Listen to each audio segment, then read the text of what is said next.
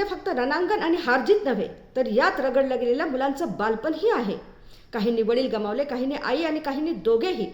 पण जग टीव्हीवर हातात फक्त चहाचा कप घेऊन ही आकडेवारी पाहतोय, संहार पाहतोय. या अनाथांसाठी मग नवीन युद्ध सुरू होतं, भूक, भीतीने एकटेपणाचं, हे जे खूप भयानक आहे. एक प्रश्न स्वतःला विचारला की जर उद्या हे मूल माझं असतं तर मी गप्प राहिलो असतो का? आपण सामान्यजण युद्ध तर थांबवू शकत नाही, पण अनाथांचे अश्रू नक्कीच पुसू शकतो. इस्लाममध्ये अनाथ मुलांप्रती कर्तव्य खूप स्पष्ट सांगितलेली आहेत की त्यांना माया करा, मदत करा, त्यांचे हक्क मारू नका. प्रेषित मोहम्मद पीस बी अपॉन हिम यांचे कथन आहे की जन्नतमध्ये मी आणि अनाथांचा सांभाळ करणारे असे एकत्र असू, इतक्या जवळ. इस्लाम शिकवतो की या अनाथांसाठी झटणं हा जिहाद आहे, मनाचा.